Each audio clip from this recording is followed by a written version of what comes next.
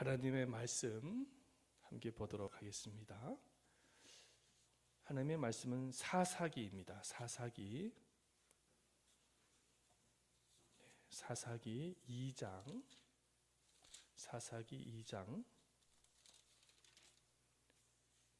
6절에서 10절까지 말씀 보겠습니다.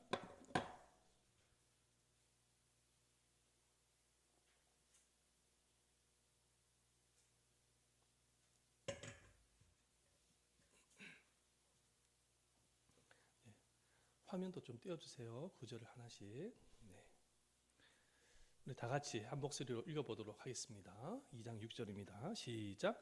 전에 여호수아가 백성을 보내매 이스라엘 자손이 각기 그들의 기업으로 가서 땅을 차지하였고 7절. 백성이 여호수아가 사는 날 동안과 여호수아 뒤에 생존한 장로들 곧 여호와께서 이스라엘을 위하여 행하신 모든 그 일을 본 자들이 산 날 동안에 여호와를 섬겼더라. 여호와의 종 눈의 아들 여호수아가 110세에 죽음에 무리가 그의 기업에 경내 에브라임 산지 게하스산 북쪽 딥나 헤레스에 장사하였고 그 세대의 사람도 다 그 조상들에게로 돌아갔고 그 후에 일어난 다른 세대는 여호와를 알지 못하며 여호와께서 이스라엘을 위하여 행하신 일도 알지 못하였더라. 아멘. 할렐루야. 주님의 은혜가 여러분들 모두에게 충만하게 임하시기를 축원드립니다. 특별히 오늘 주일학교 학생들은 중학생까지입니다. 우리 교회는 중학생까지예요. 그래서 주일학교 학생들 복 많이 받으시기를 축원드립니다. 아멘. 아멘. 구두쇠로 소문난 가정이 있었습니다. 할아버지도 구두쇠고 아들도 구두쇠고 손자도 구두쇠였습니다. 이 구두쇠 가정은 숟가락 하나도 대대로 물려받아 쓰는 그런 구두쇠 가정이었습니다. 그런데 어느 날 할아버지 이빨이 다 되어서 이제 틀니를 해야만 했었습니다. 그런데 할아버지는 구두쇠였기 때문에 틀니를 하기가 너무 아까워했습니다. 아들도 아버지에게 틀니를 해주는 것을 아까워했습니다. 보다 못해 구두쇠 손자가 할아버지가 너무 불쌍하게 느껴져서 큰 마음을 먹고 돈을 투자하여 틀니를 해주었다라는 것입니다. 할아버지는 너무나도 기뻐했습니다. 근데 식사를 하는데 틀니를 끼고 식사를 해야 되는데 틀니를 끼지 않고 예전처럼 오물오물하면서 식사를 하는 것입니다. 그래서 구두쇠 손자가 할아버지에게 묻습니다. 할아버지, 제가 큰 마음 먹고 틀니를 해드렸는데 왜 틀니를 하지 않고 식사를 하십니까? 그렇게 질문을 하니까 할아버지가 하는 말이 이 녀석아 비싼 돈을 주고 사준 이 이빨인데 아꼈다가 내 아빠한테 물려줘야 되지 않겠니? 그렇게 말을 했다라는 것입니다. 참으로 재미있는 구두쇠 가정 이야기가 아닌가 그렇게 생각이 되어집니다. 이 구두쇠 할아버지처럼 오늘날 부모들은 자녀들에게 힘이 되어 주기 위해서 좋은 것을 물려주기 위해서 애를 쓰는 것을 보게 되십니다. 특별히 자녀들에게 재산을 물려주는 부모가 있습니다.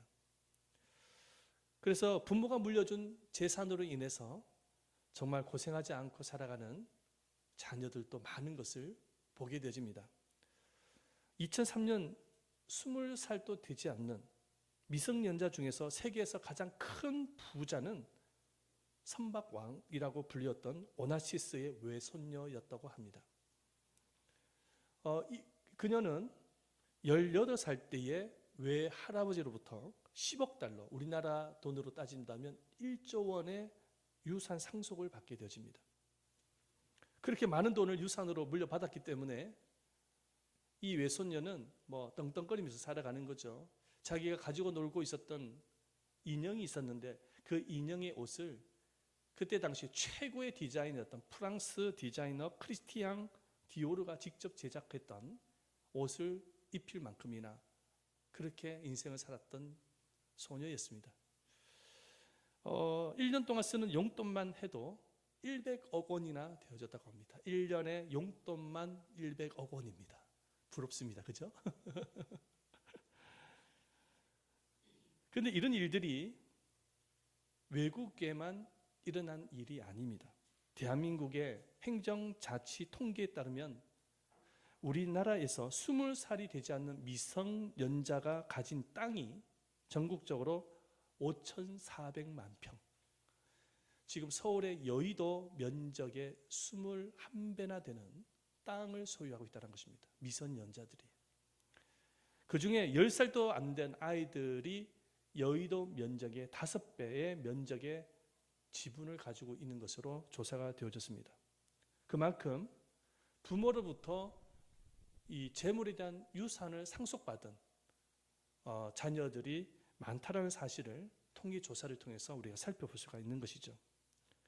자, 그런데 이렇게 부모로부터 받게 된 재물에 대한 유산이 자녀들에게 유익이 되기보다는 불행이 되는 경우가 많다라는 조사 결과가 나왔습니다. 가족들의 유산 상속과 재산의 갈등으로 인해서 법정 소송을 하게 되어지는데 그 법정 소송 건이 1년에 수십만 건에 된다는 것입니다. 그 유산 상속 문제와 재산 분할 문제로 인해서 들어오는 그 소송권, 법정 소송권이 수십만 건이나 된다는 거예요. 그만큼 유산 상속으로 인해서 부모와 형제들 간의 다툼이 일어난 것을 보게 되집니다. 얼마 전에 신문을 보니까 8년 전에 아들에게 4억 6천만 원의 유산을 물려준 아버지가 아들을 소송한 사건이 있었습니다. 아니, 유산을 물려주면 끝이지 아버지가 아들을 소송을 하게 된 이유가 무엇일까요? 그 이유가 무엇이냐니까 조사를 해보니까 8년 전에 아버지가 아들에게 4억 6천의 유산을 주면서 약속했던 것이 있었어요. 그 약속이 뭐냐면 4억 6천만 원의 이자 5%를 매달 나누어서 용돈을 받기로 약속을 했다는 것입니다. 그런데 아들이 설날 때 딱 한 번 10만 원 용돈을 하고 단 한 번도 용돈을 주지 않았다는 겁니다. 더군다나 아버지와 단 한 번도 식사를 하지 않고 노년에 계신 아버지를 돌보지 않았다는 것입니다. 그래서 아버지가 법원에다가 소송을 했다는 거예요. 유산을 중지시키는 소송을 했다는 것입니다. 그래서 결국 이 유산으로 인해서 아버지와 아들 간의 관계가 완전히 파괴가 되어지는 일이 일어났습니다. 유산 문제로 인해서 형제들 간의 관계도 파괴되어서 원수처럼 지내는 가정이 우리 주변에 얼마나 많이 있는지 모릅니다.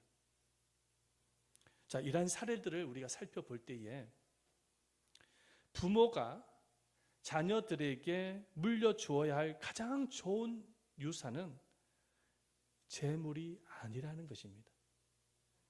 부모가 자녀들에게 물려주어야 할 가장 좋은 유산은 바로 무엇일까요, 여러분? 바로 신앙이어야 됩니다. 왜냐하면 신앙의 유산을 받은 자녀들은 어디를 가든지 무엇을 하든지 하나님의 도움으로 성공의 인생을 살아가기 때문입니다. 저는 여러분에게 질문을 하고 싶습니다. 여러분들은 지금 현재 가정에 윗조상 때부터 신앙의 유산을 물려받고 있는지 질문하고 싶습니다. 뿐만 아니라 지금 현재 자녀들에게 신앙의 유산을 물려주기 위해서 노력을 하고 있는지 질문하고 싶습니다. 신앙의 유산을 물려주지 않을 때 우리 자녀와 후손들이 어떤 결과를 초래하게 되는지 우리가 오늘 읽었던 이 본문을 통해서 함께 살펴보고자 합니다.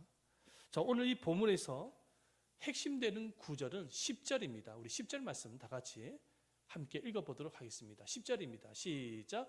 그 세대의 사람도 다 그 조상들에게로 돌아갔고 그 후에 일어난 다른 세대는 여호와를 알지 못하며 여호와께서 이스라엘을 위하여 행하신 일도 알지 못하였더라. 아멘. 우리가 이 10절 9절에서 유심히 살펴보아야 할 단어가 있어요. 그 단어가 뭐냐면 바로 그 세대와 다른 세대라는 단어입니다. 이 그 세대라는 어떤 의미냐면 이 그 세대란 하나님을 알고 있고 경험하여서 하나님을 섬겼던 세대입니다. 다른 세대라는 것은 하나님을 알지 못하여서 악을 행했던 세대입니다. 좀 더 구체적으로 살펴본다고 한다면 그 세대란 모세와 함께 출애굽을 하여서 여호수아를 중심으로 가나안 땅을 정복했던 세대들입니다. 그들은 모세를 따라서 애굽에서 나올 때에 하나님께서 애굽이라는 나라에 10가지 재앙을 내리시고 홍해 바다를 가르시고 광야 인생을 살아가면서 광야에서 하나님께서 하늘의 만나와 메추라기도 보내주셔서 먹여주시고 반석에 물을 나오게 있어서 시원한 생수도 먹게 해주시고 그 광야의 산적이었던 아말렉 족속으로부터 공격을 받았을 때도 하나님께서 모세가 기도를 했더니 하나님께서 도와주셔가지고 그 전쟁에서 승리하는 것도 보게 하시고 가나안 땅을 정복을 할 때에 여호수아를 따라서 정복을 해 나갔는데 여리고성을 그 견고했던 여리고성을 정말 10바퀴 돌았더니 하나님께서 무너뜨려 주셔가지고 그 가나안 땅, 그 힘든 가나안 땅을 정복할 수 있도록 승리할 수 있도록 은혜를 주시고 이 모든 하나님의 기적과 역사를 체험했던 세대가 그 세대들입니다. 그래서 이 세대들은 하나님을 알고 있고 하나님을 경험을 하였기 때문에 성막이라는 것을 만들어서 그곳에서 예배를 드리면서 하나님을 섬겼던 세대들입니다. 자, 우리 말씀을 한번 볼까요? 자, 그런데 사세기 2장 7절 말씀 다 같이 한번 읽어봅니다. 시작. 백성이 여호수아가 사는 날 동안과 여호수아 뒤에 생존한 장로들 곧 여호와께서 이스라엘을 위하여 행하신 모든 큰 일을 본 자들이 사는 날 동안에 여호와를 섬겼더라. 아멘. 하나님을 섬겼다라는 거예요. 자, 그 세대라는 것은 하나님을 알고 있고 하나님을 섬겼던 세대들인 거예요. 믿음이 있었던 세대들이었던 것이죠. 자, 그런데 세월이 흐릅니다. 세월이 흘러가요. 세월이 흘러가면서 그들의 지도자였던 믿음의 신앙의 지도자였던 여호수아가 110세 나이에 세상을 떠납니다. 그리고 여호수아를 협력해서 사역을 했던 장로님들도 믿음의 장로들도 다 세상을 떠납니다. 그리고 그 세대 사람들도 세월이 흘러가면서 모두가 다 세상을 떠나게 되어집니다. 말씀을 보십시다. 사사기 2장 8절에서 10절까지 말씀이죠. 함께 읽어보겠습니다. 시작. 여호와의 종 눈의 아들 여호수아가 110세의 죽음에 무리가 그의 기업의 경내 아브라함의 산지 기아스산 북쪽 딥낫 헤르스의 장사였고 그 세대의 사람도 다 그 조상들에게로 돌아갔고. 여러분, 세월이 흘러가면 어떻게 됩니까? 다 죽잖아요. 죽으면서 세대 교체가 일어나잖아요. 그렇죠? 예. 자, 세월이 흘러가면서 하나님을 알고 하나님을 섬겼던 세대들이 다 세대를 이제 세상을 떠나는 거예요. 그리고 세대 교체가 이루어지는데 안타깝게도 다음 세대, 그 자녀 세대들이죠. 그 자녀 세대, 다음 세대들은 하나님을 알지도 못하고 섬기지도 못한 세대였다라는 것입니다. 그 이유가 뭐냐면 그 시대에 하나님을 알고 하나님을 경험했던 그 세대 사람들이 다음 세대, 다시 말해서 자녀들에게 신앙 전수를 하지 않은 겁니다. 다시 말해서 실패한 것이죠. 신앙 전수를 받지 못하니까 다음 세대들은 하나님을 알지 못하는 거예요. 우리 말씀 볼까요? 사사기 2장 10절 말씀, 우리 큰 목소리를 한번 읽어봅니다. 주일학교 학생들도 읽어봅니다. 다 같이 한번 읽어봅니다. 시작. 그 후에 일어난 다른 세대는 여호와를 알지 못하며 여호와께서 이스라엘 위하여 행하신 일도 알지 못하였더라. 반복되는 단어가 있죠. 알지 못했다라는 거예요. 누구를 알지 못했다고요? 하나님을 몰랐다는 거예요. 하나님께서 이스라엘 위해서 행하신 그 기적과 역사들 모르는 거예요. 왜? 그 세대 사람들이 다음 세대들에게 신앙 전수를 하지 않은 것입니다. 하나님은 이스라엘 백성들에게 십계명과 버금가는 중요한 명령을 내렸습니다. 그 명령이 뭐냐면 내 자녀에게 하나님의 말씀을 부지런히 가르치라는 것이었습니다. 신앙을 전수하라는 것이었어요. 말씀 볼까요? 신명기 6장 7절 말씀이죠. 읽어봅니다. 시작.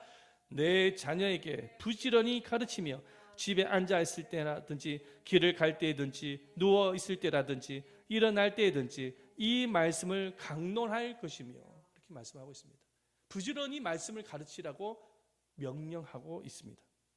하지만 그 세대 사람들은 자신들의 신앙은 잘 지켰는지 모르겠지만 자녀 세대들, 다음 세대들에게는 신앙 전수를 제대로 하지 않았다는 거예요.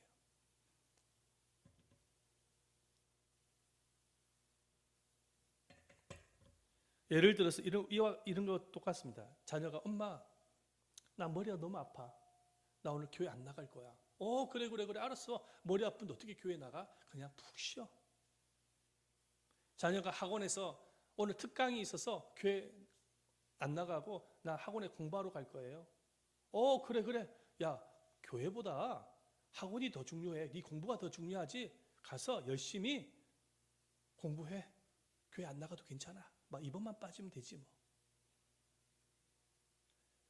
회사를 다니는 자녀가 오늘 워크숍이 있다고 말을 합니다. 그랬더니 이거 회사 돈 버는 것이 더 중요하지 무슨 주일 성수야? 됐어? 가서 열심히 돈 벌어. 이렇게 부모가 자녀들에게 신앙 전수, 신앙 교육을 대충 했다라는 것입니다. 적당히 했다라는 거예요. 적당히. 그래서 하나님을 경험하지 못한 자녀들은 하나님이 어떤 분인지, 구원이 무엇인지, 성경이 무엇인지, 예배가 무엇인지, 하나님을 왜 섬겨야 하는지, 선과 악이 무엇인지를 모르는 것입니다. 자, 이렇게 신앙이 전수가 되지 못하자 다음 세대들은 어떻게 되어졌을까요? 오늘 말씀을 볼까요? 여호와의 목전에서 악을 행했다고 말씀하고 있습니다. 자, 11절 말씀이죠. 함께 읽어봅니다. 11절 없습니까? 없습니까? 네, 성경에 보면은 나오는데요. 그러면 11절 말씀을 한번 다 같이 한번 읽어보도록 하겠습니다. 11절입니다. 시작. 이스라엘 자손이 여호와의 목전에 악을 행하여 바알들을 섬기며 악을 행했대요. 누가 앞에? 여호와의 목전에서 하나님 앞에서 악을 행했다는 것입니다. 그리고 우상을 숭배했다고 말씀하고 있어요. 그렇죠? 자, 12절 말씀 읽어봅니다. 시작. 애굽 땅에서 그를 인도하여 내신 그들의 조상들의 하나님 여호와를 버리고 다른 신들 곧 그들의 주위에 있는 백성의 신들을 따라 그들에게 절하여 여호와를 진노하게 하였으니. 자, 하나님을 알지 못하고 하나님이 어떤 분인지, 성경이 뭔지, 구원이 뭔지 모르는 그 세대가 결국은 어떻게 됩니까? 우상을 숭배하더라. 그리고 악을 행하더라는 거예요. 악. 어떤 악일까요? 쾌락을 쫓고 정력을 쫓고 세상의 모든 더럽고 악한 것을 쫓아가는 거예요. 우리 13절 말씀도 한번 읽어볼까요? 13절입니다. 읽어봅니다. 시작. 곧 그들이 여호와를 버리고 바알과 아스타로스를 섬겼으므로. 하나님을 알지 못하니까 결국 하나님을 버려버리는 거예요. 교회를 안 나가는 거예요. 신앙생활을 포기해버리는 것이죠. 그리고 세상의 우상을 쫓아갑니다. 자, 이렇게 다음 세대들이 하나님을 버리고 우상을 숭배하고 악을 행하게 되자 하나님이 어떻게 반응할까요? 한번 볼까요? 하나님께서 진노하십니다. 그리고 재앙을 주십니다. 큰 재앙을 내려요. 어떤 재앙일까요? 이방 족속을 일으켜가지고 노략을 당하게 하고 전쟁의 고통을 맛보게 합니다. 우리 말씀 보십시다. 14절 말씀이죠. 시작. 여호와께서 이스라엘에게 진노하사 노략하는 자의 손에 넘겨주사 그들이 노략을 당하게 하시며 또 주위에 있는 모든 대적의 손에 팔아 넘기시매 그들이 다시는 대적을 당하지 못하였으며. 아멘. 여러분, 이스라엘이 하나님의 도우심으로 가나안 땅을 정복했던 백성들이에요. 여러분, 가나안 족속들이 얼마나 신장이 크고 싸움을 잘하는 족속인지 모릅니다. 그런데도 하나님의 도우심으로 가나안 땅을 정복했던 이스라엘이었는데 보십시오. 다음 세대들은 별것 아닌 이방 족속으로부터 노략을 당하고 전쟁의 고통 속에서 나라를 빼앗기고 고통을 당하는 것을 보게 되십니다. 여러분, 우크라이나 전쟁 보고 계시죠? 그죠? 네, 사람 막 죽어 나가는 거 보고 계시죠? 그거 한번 상상해 보세요. 네? 이때 당시에는 미사일이나 이런 것은 없었지만은 막 창이나 이런 거 들고 와가지고 사람 죽이고 잡아가고 몹쓸 짓을 하고 막 그렇게 한 거예요. 그 당한 것입니다. 근데 하나님께서 내버려 두는 거예요. 자, 15절 말씀도 한번 읽어보겠습니다. 15절 시작. 그들이 어디로 가든지 여호와의 손이 그들에게 재앙을 내리시니 곧 여호와께서 말씀하신 것과 같고 여호와께서 그들에게 맹세하신 것과 같아서 그들의 괴로움이 심하였더라. 괴로움이 뭐였다고요? 심했다라는 거예요. 너무너무 괴로웠다라는 거예요. 물론 백성들이 고통을 당하자 하나님께서 불쌍히 여기셔가지고 지도자를 보냅니다. 사사라는 지도자를 보내요. 하지만은 잠깐 그들이 하나님 앞에 돌아와요. 회복해요. 하지만 대부분 이 다음 세대들은 자기 소견에 따라서 우상을 숭배하고 악을 행합니다. 죄를 범하는 것이죠. 그래서 350년 동안 고통을 당해요. 350년 동안. 그래서 암흑의 시대라 그래요. 혼돈의 시대라고 합니다. 그 사사 시대를 혼돈의 시대라고 하는 거예요. 여러분, 노인과 바다라는 이 명작을 기록한 작가 알죠? 누군지 아시죠? 해밍웨이 아시죠? 노벨상을 받았죠. 그죠? 노벨상을 받았습니다. 세상적으로 보면은 성공한 사람이었습니다. 자, 그런데 이 사람이 마지막 끝은 불행으로 끝이 나는 것을 보게 되집니다. 인생에 대한 고독과 이 외로움, 허물을 이기지 못해서 권총으로 자살을 하고 말아요. 안타깝게. 그런데 놀라운 것은 뭐냐면 이 해밍웨이의 가정이 어떤 가정이냐? 크리스찬 가정입니다. 자기 조부, 할아버지가 그때 당시 아주 유명했던 D.L. 무디 목사님의 친분이 두었던 사람이에요. 자기 아버지는 크리스찬이었어요. 어머니도 교회를 다녔던 사람입니다. 그런데 이 가족들은 자신의 신앙을 지켰는지는 모르겠지만 자기 자녀들에게는 신앙 전수를 제대로 못한 거예요. 결국 해밍웨이가 권총으로 자살을 하고 말아요. 하나님께서 주신 그 소중한 생명을 자기 마음대로 결정을 해버린 것입니다. 여러분, 자살은 죄라는 사실 알고 계시죠? 우리의 몸과 생명이 우리의 것입니까? 누구의 것입니까? 하나님의 것이에요. 그러므로 여러분, 부모가 자녀에게 줘야 할 가장 큰 유산은 무엇이냐면 신앙의 유산이어야 합니다. 자, 그렇다면 여러분, 이 신앙의 유산을 물려주기 위해서 어떻게 해야 할까요? 자, 첫 번째, 다 같이 한번 읽어보도록 하겠습니다. 시작. 부모가 신앙의 본이 되어야 합니다. 네, 신앙의 본이 되어져야 합니다. 여러분, 고사성어 중에 이런 고사성어가 있습니다. 보여주세요. 속백문 불여일견이라는 고사성어가 있습니다. 무슨 뜻인지 아시죠? 100번 듣는 것보다 한 번 보는 것이 낫다. 이 교육학계에서 많이 강조하는 고사성어입니다. 여러분, 한 번 눈으로 보는 것이 100번 듣는 것보다 교육적으로 탁월하다는 것입니다. 이게 속백문 불여일견이라는 거예요. 이 고사성어 내용처럼 참 신앙 교육이 무엇이냐니까 부모의 신앙을 자녀에게 보여주는 거예요. 사실은 보고 배우는 것입니다. 한번 생각을 해보십시다. 부모가 제대로 주일 성수도 안 지켜요. 맨날 예배 시간에 지각하고 11조 생활도 안 해. 부모가 제대로 각종 헌금 생활도 안 해. 교회를 섬기지도 않고 봉사하지도 않고 헌신하는 모습도 전혀 안 보여. 그래놓고는 자녀들에게는 너 열심히 신앙생활을 해야 돼 라고 말을 하면 이 자녀가 부모의 말을 받아들이겠습니까? 그럴까요? 아무리 100마디 1000마디 열심히 하라고 해도 안 되는 것입니다. 부모가 본을 먼저 보여줘야 되는 것입니다. 기도하는 부모의 모습을 보고 자란 아이들이 나중에는 기도의 사람이 되는 것이고요. 전도하는 부모님의 모습을 보고 자란 아이들이 나중에는 사도 바울과 같이 전도자가 되는 것입니다.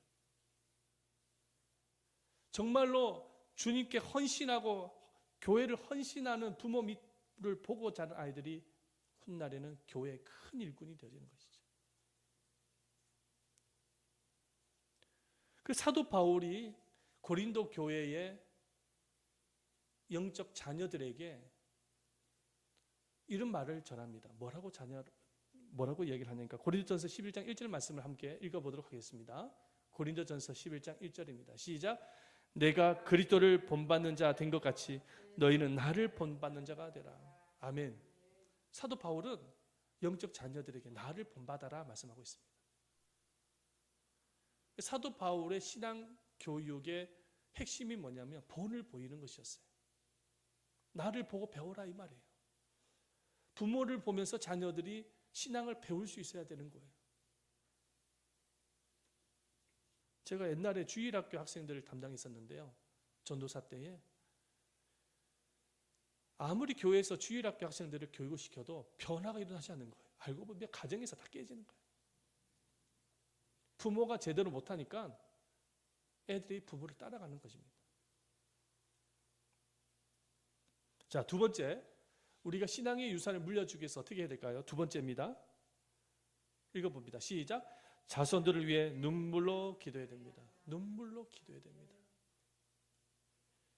여러분, 부모가 신앙의 본을 보이기 위해서 최선을 다한다고 해서 자녀들이 따라옵니까? 따라오는 자녀들도 있지만 안 따라오는 자녀가 더 많아요, 사실은.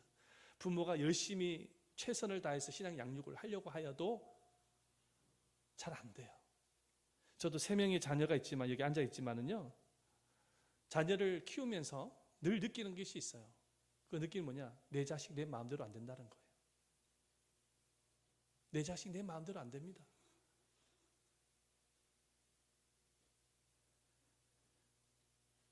그래서 자녀 양육에 뭐가 필요하냐면 주님의 은혜가 필요한 겁니다. 믿으시기를 바랍니다. 모든 게 다 은혜입니다. 교회도 주님의 은혜, 가정도 주님의 은혜, 자녀 양육도 은혜입니다. 주님이 하셔야 되는 거예요. 그래서 자녀 양육을 위해서 필요한 게 뭐냐면 눈물의 기도인 거예요. 부모가 자녀를 위해서 기도를 할 수 있어야 되는 거예요. 여러분들 기도하고 계시죠? 자녀를 위해서 늘 기도해야 되는 것입니다. 저는 성경에 등장하는 그 모세를 묵상을 하면서 모세가 아주 위대한 지도자가 되지 않습니까? 이스라엘의 지도자. 그런데 모세가 이스라엘의 지도자가 된 배경을 보면은 그냥 된 게 아니더라고요. 그의 어머니 요셉의 어머니의 눈물의 기도가 있었던 거예요. 여러분, 모세가 어렸을 때 시기를 잘못 태어나가지고 그때 당시에 애굽의 바로 왕이 히브리 백성들이 점점 숫자가 많아지고 강성해지니까는 히브리 남자가 태어나면 무조건 죽이라고 명령 내리지 않습니까? 히틀러처럼 죽이라고 명령을 내리죠. 그래가지고 모세도 죽을 위기 가운데 있었지요. 근데 그의 어머니 요게벳이 어떻게 합니까? 모세를 갖다가 갈 상자에다가 넣어가지고 나일강에다가 띄우지 않습니까? 왜냐하면 그렇게 하지 않으면 모세가 죽어요. 이제 그렇게 하나님께 맡기는 것이죠. 자기 손으로 죽일 수가 없으니까 나일강에다 띄우는 것입니다. 그러면서 멀리서 모세를 위해서 눈물로 기도하는 거예요. 그렇게 기도를 했을 때 하나님께서 어머니의 기도를 응답을 해주신 거예요. 그래서 그 모세가 애굽의 공주의 양자로 들어갑니다. 그래서 애굽에서 최고의 교육을 받죠. 학문을 배워요. 그런데 이 공주가 말이죠, 모세를 키우기 위해서 유모를 이제 선정을 해야 되는데 그 유모가 그 진짜 어머니 요게벳의 유모로 그렇게 하는 거예요. 그래가지고 요게벳이 모세를 갖다가 그렇게 애착을 가지고 그렇게 신앙 양육을 할 수 있었던 것입니다. 여러분, 이게 어떻게 우연이라고 말할 수 있을까요? 하나님께서 하신 것이죠. 은혜입니다. 그래서 쭉 이제 이스라엘 지도자로 이렇게 성장을 해 나가는 거예요. 근데 그 배경을 보면은 어머니의 기도가 있었다라는 것입니다. 어머니가 그렇게 기도를 많이 했다라는 거예요. 여러분, 기도로 키운 자녀는 망하지 않습니다. 반드시 하나님께서 복을 주시는 거예요. 한국 초대교회 때 선교사로 오셨던 마페 목사님이 계세요. 그 마페 목사님이 유명한 게 뭐냐면 말씀과 기도로 자녀 양육에 유명했던 분입니다. 근데 그분이 이제 돌아가시고 난 이후에 이 마페 목사님의 아들이 아버지를 위해서 회고록을 남겼습니다. 그 회고록을 내가 가져왔거든요. 한번 보십시다. 뭐라고 하냐? 어느 날 저녁 아버지와 어머니가 우리 형제들을 위하여 무릎을 꿇고 기도하는 것을 보았습니다. 나는 지금 또 이것을 잊을 수가 없습니다. 그것은 우리 형제들을 하나님께 전적으로 위탁하는 기도였습니다. 부모님은 우리들이 하나님을 섬기도록 기도하고 있었습니다. 그러니까 이 마페 목사님의 기도하는 모습을 이 아들은 늘 지켜보고 있었던 것입니다. 내용도 들으면서. 그러면서 그걸 보고 배운 거예요. 그러니까 이 5 아들이 있었는데 이 5 아들이 모두가 다 선교사로 지원을 합니다. 아버지 뒤를 따라서. 부모가 기도할 때에 우리 자녀들이 하나님을 만나게 되어지고 하나님의 사람이 될 수 있는 것입니다. 저도 우리 자녀들한테 늘 질문을 해요. 하나님을 만났니? 질문합니다. 오늘 성경 읽었니? 질문합니다. 오늘 큐티 했니? 물어보는 거예요. 왜? 늘 기도하고 있기 때문에 물어보는 것입니다. 여러분, 신앙의 유산을 물려주기 위해서 기도하는 부모가 되시기를 축원드립니다. 3번째, 우리가 신앙의 유산을 물려주기 위해서 뭐가 필요하냐? 다 같이 한번 읽어보도록 하겠습니다. 시작. 자녀들에게 신앙의 좋은 습관을 키워줘야 합니다. 신앙의 좋은 습관을 키워줘야 돼요. 부모가요. 기도만 한다고 되어지는 게 아니에요. 하나님은 부모가 자녀에게 신앙의 좋은 습관을 물려주기를 원하셨습니다. 그래서 이렇게 말씀을 하셨어요. 우리 말씀을 한번 보십시다. 신명기 6장 8절과 9절이죠. 읽어봅니다. 시작. 너는 또 그것을 내 손목에 매어 기호를 삼으며 내 미간에 붙여 표로 삼고 또 내 집 문설주와 바깥문에 기록할지니라. 아멘. 자, 이 말씀이 어떤 말씀이냐면 하나님은 이 자녀의 손목과 이 미간에다가 말씀을 붙여주라는 거예요. 여러분, 이런 일이 어디 있어요? 손목에다가 말씀을 메어주고 이 미간에다가 말씀을 붙여주라는 것입니다. 이 말씀이 어떤 말씀이냐? 자녀들을 양육을 할 때 항상 하나님의 말씀을 가까이 할 수 있도록 경건의 습관을 키워주라라고 말씀하고 계시는 것입니다. 할렐루야.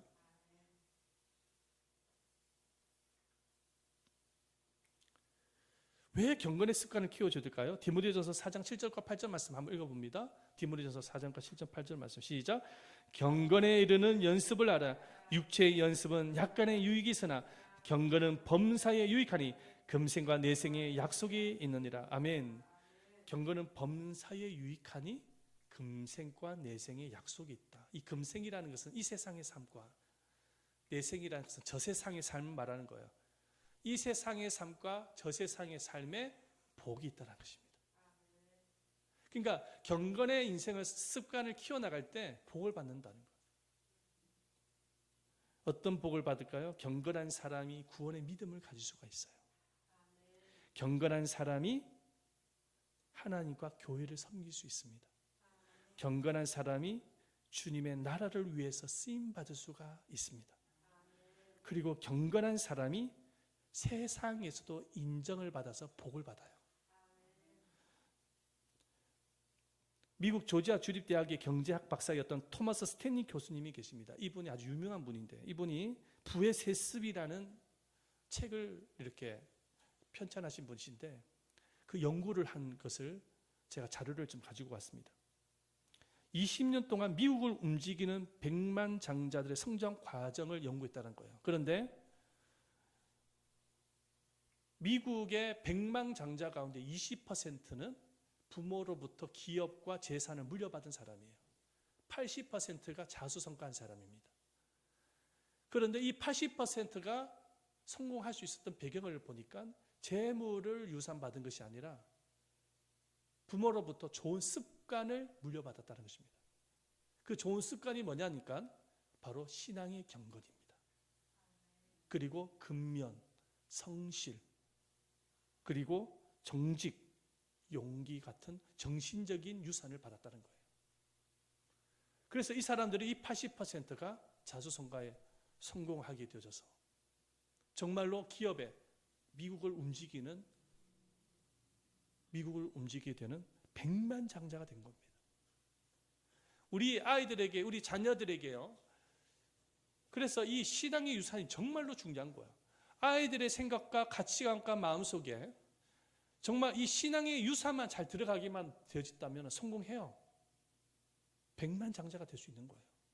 문제는 다음 세대, 아까 제가 이야기했던 것처럼 이 신앙의 유산이 전수가 되지 않기 때문에 문제가 되는 것입니다. 자녀가 잘 되기를 원한다고 한다면 경건의 습관을 키워줘야 돼요. 날마다 하나님의 말씀을 읽고 있는지 확인해 줘야 돼요. 읽고 있는지, 묵상하고 있는지, 오늘 하루 기도 생활을 얼마나 했는지 물어봐야 되는 겁니다. 지연이 기도 많이 하고 있어요? 네네. 시연이도 하고 있어요? 성경은 읽고 있어요? 네. 항상 확인해 줘야 돼요. 부모가 확인 안 해주면 애들 안 합니다. 공부만 확인해 주면 안 되고 공부보다 더 중요한 게 성경을 보는 것이죠. 그게 중요한 거예요. 가장 좋은 방법이 뭐냐면 부모와 자녀와 함께 가정예배를 드리는 겁니다. 가정예배가 왜 중요하냐니까 가정예배를 하면서 부모와 함께 말씀을 묵상하고 기도하면서 배우는 것이죠. 경건을 배우는 것입니다. 그래서 시간이 없다고 할지라도 일주일에 30분만이라도 투자를 하라는 거예요. 자녀 양육을 위해서라도 가정예배를 드리라는 것입니다. 할렐루야. 네, 그게 필요한 거예요. 예배의 습관을 키워주는 것도 중요합니다. 경건의 습관도 중요하지만 예배의 습관도 매우 중요한 것이죠. 주일날에 10분 전에 자녀들과 함께 와서 의자에 앉아서 먼저 예배를 준비하는 습관을 키워줘야 됩니다. 헌금도 마찬가지입니다. 자녀들이 직접 할 수 있도록 도와줘야 돼요. 11조도 자녀들이 할 수 있도록 부모가 대신하는 것이 아니라 자녀가 대신 11조와 각종 헌금을 할 수 있도록 습관을 키워줘야 되는 거예요. 예배를 섬기고 돕는 것도 자녀들이 할 수 있도록 습관을 키워주는 거예요. 이런 신앙의 좋은 습관들을 키워주면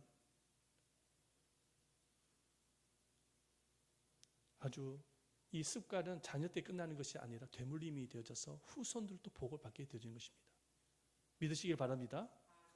그래서 존 드라이드라는 사람이 아주 유명한 말을 남겼어요. 한번 다 같이 읽어봅니다. 시작. 처음에는 내가 습관을 만든다. 그런데 나중에는 그 습관이 나를 만든다. 처음에는 내가 습관을 만든다는 거예요. 습관을 만드는 그 과정은 힘들죠. 노력이 필요하니까. 하지만 그것이 습관화가 되어지면은 그 습관이 나를 만든다는 거예요. 다시 말해서 신앙의 습관, 경건의 습관을 만드는 것은 어렵습니다만은 그 경건의 습관을 만들게 되어지면 그 경건의 습관이 나를 앞으로 신앙의 사람으로, 하나님의 사람으로 만들어가는 거예요. 그리고 이 습관은 나이 때 끝나는 것이 아니라 자녀들과 후손들에게 이르기까지 되물림이 되어져서 복을 받게 되는 것입니다. 그래서 우리가 정말 자녀들에게 좋은 습관을 키워주는 그런 역할을, 공부보다 더 중요한 거예요. 공부 잘하면 뭐합니까? 응? 공부 잘한다고 뭐 세상에 성공합니까? 요즘? 공부도 열심히 해야 되겠지만 그렇다고 해서 공부 열심히 하지 말라는 것은 아니고 신앙이 더 중요하다는 것입니다. 신앙을 중요해요. 그래서 이 세상에서 가장 큰 유산은 재물도 아니에요. 명예도 아니에요. 학벌도 아니에요. 뭐라고요? 신앙입니다. 신앙이 가장 큰 유산입니다. 이 신앙의 유산만 잘 물려주기만 한다면 주님의 축복이 우리 자녀들을 포함해서 우리 후손들 천대까지 복을 받게 되어지는 역사가 일어나게 되어질 것입니다. 지금 이 세상은 사사시대처럼 점점 무너져 가고 있습니다. 죄악으로. 여러분 다음 세대를 한번 보세요. 교회들마다 한번 보세요. 점점 사라지고 있습니다. 주일학교가 없는 교회도 있습니다. 네, 심각한 문제죠. 그만큼 다음 세대에 대해서 관심이 없는 거예요. 신앙교육에 대해서. 자, 다음 세대가 사라지면 교회는 어떻게 될까요? 우리는 그 세대 사람들입니다. 그죠? 나중엔 다 하늘나라 갈 거예요. 그러면 이 교회의 허리 역할을 감당해야 되고 이 교회를 책임져야 될 다음 세대가 없다고 한다면 교회는 어떻게 될까요? 교회는 사라지는 거예요. 교회가 사라진다는 의미는 뭐냐면 하나님의 나라가 사라지는 겁니다. 심각한 문제죠. 하나님의 나라가 사라지게 되어졌을 때는 여러분, 이 시대는 죄악으로 가득하게 되어질 것이고 반드시 하나님이 가만히 내버려 두지 않을 겁니다. 하나님은 재앙을 주실 거예요. 지금 코로나 재앙보다 더 무서운 재앙이 찾아올 수도 있습니다. 여러분, 제2의 6.25와 같은 전쟁이 일어나지 않을 법이 어디 있습니까?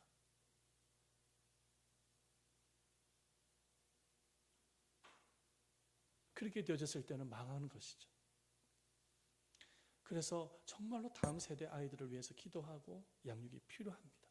여러분들 모두가 다음 세대 신앙 양육에 목숨을 거시기를 예수님의 이름으로 축원드립니다. 물론 쉽지는 않습니다. 그래서 기도가 필요한 거예요. 세상적인 가치관이 꽉 들어차 있기 때문에 신앙 양육이 쉽지가 않아요. 하지만 기도하면서 노력을 해야 돼요. 우리 한번 이 시간에 함께 기도하십시다. 우리 한번 이 시간에 기도를 드릴 때에 살아계신 아버지 하나님, 정말로 이 다음 세대가 중요합니다. 다음 세대, 우리 부모들이 먼저 자녀들에게 신앙의 본을 보여주고 기도하고